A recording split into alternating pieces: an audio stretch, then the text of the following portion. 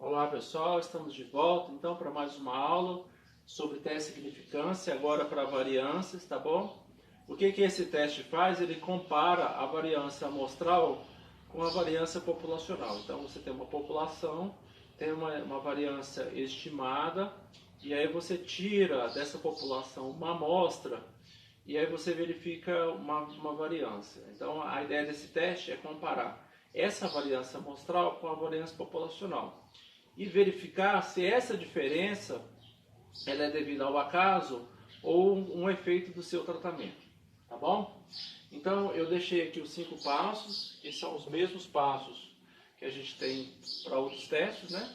O que vai mudar basicamente é o tipo de variância, de variável que você vai escolher, o tipo de distribuição de probabilidade, tá certo? Então aqui, o primeiro passo, determinar as hipóteses, a hipótese nula e a hipótese alternativa. A hipótese nula, a variância populacional é igual à variância amostral, tá certo?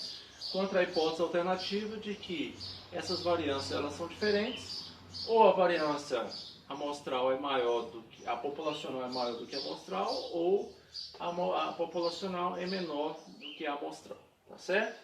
Esse é o primeiro passo. O segundo passo, a gente então vai fixar o alfa, vai fixar o erro, né? Já foi comentado isso nos outros testes.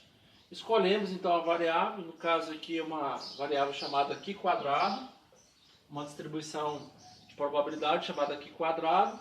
Ele tem escreve esse xzinho, né? Com essa letra grega, que é o Q, tá certo? Com n menos 1 grau de liberdade. Tá bom? Então esse é o segundo passo. O terceiro passo é você determinar então a região de aceitação e a região crítica. Esse aqui é para a diferença, tá certo? Que há só uma diferença entre eles. Você pega então o seu alfa, a variável lá, o erro que você escolheu, né? E você divide por 2 e determina duas áreazinhas e verifica, né?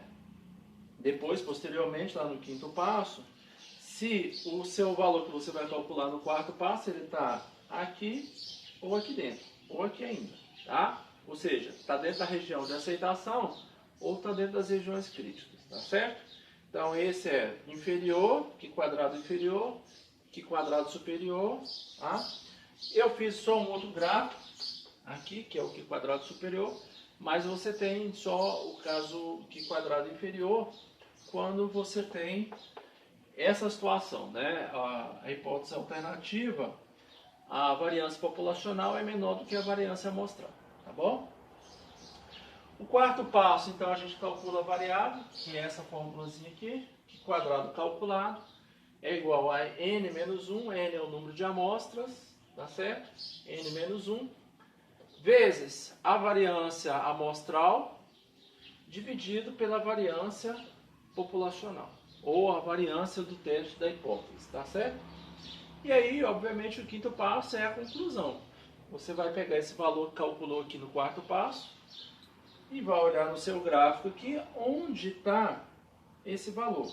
Ele está dentro da região de aceitação ou está dentro da região de crítica. Se ele estiver dentro da região de aceitação, então você aceita a hipótese nula e rejeita a hipótese alternativa. Tá? Se estiver dentro da região crítica, você então rejeita, diz que não há, né, valores o suficiente, então essa diferença é devido realmente ao acaso. Tá? Rejeita então a hipótese nula e aceita a hipótese alternativa. Tá bom? É isso, muito obrigado, até o próximo vídeo que eu vou passar um exemplo.